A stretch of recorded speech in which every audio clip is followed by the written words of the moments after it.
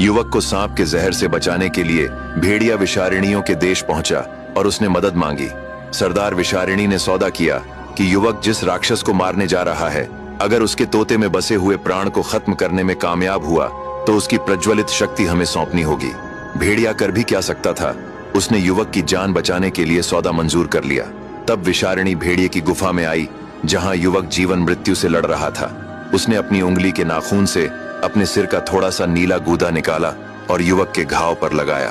क्षण भर में घाव से धुआं उठने लगा और काला जहर बाहर निकलकर जमीन पर टपकने लगा। युवक ने पहली बार आंखें खोली। वह खोई हुई आवाज में बोला, मैं बच गया। विषारिणी बोली, हाँ, लेकिन अब तुम्हारी असली परीक्षा शुरू होती है। राक्षस के तोते में बसे हुए प्राण को अगर तुम मारने में कामयाब होते हो तो उससे निकलने वाली जीवन मृत्यु चक्र ऊर्जा मुझे देनी होगी। युवक बोला, आपकी कृपा से मेरी जान बची है, मैं इस उपकार का बदला जरूर चुकाऊंगा। उस राक्षस ने लड़की को वर्षों से कैद कर रखा है, मैं उसे भी आजाद कराऊंगा। तभी विषारिणी ने एक और भयानक बात कही। उसने कहा, जिस लड़की को तुम बचाने चले हो वह जन्म से मनुष्य नहीं है, वह राक्षस वरुणाग की बनाई हुई माया नारी है, एक जादुई स्त्री जिसका अस्तित्व उसी के जादू से बंधा है। अब ध्यान से सुनो, यहाँ से 2.5 दिन की दूरी पर विषधारों का देश समंदाल है।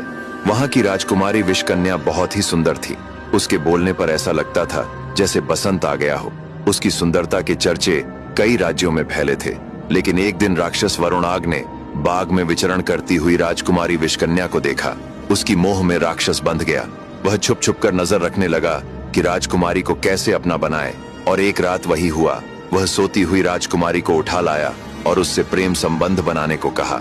राजकुमारी ने जब मना किया तो उसने उसे मारकर उसका सिर काट दिया और विषधारों की सरहद पर रख आया।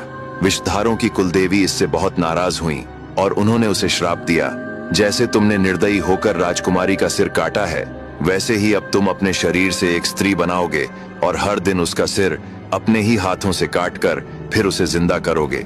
उसके आंसू और खून से लाल हीरे बनते रहेंगे और हर एक हीरा तुम्हें एक क्षण की जिंदगी देता रहेगा।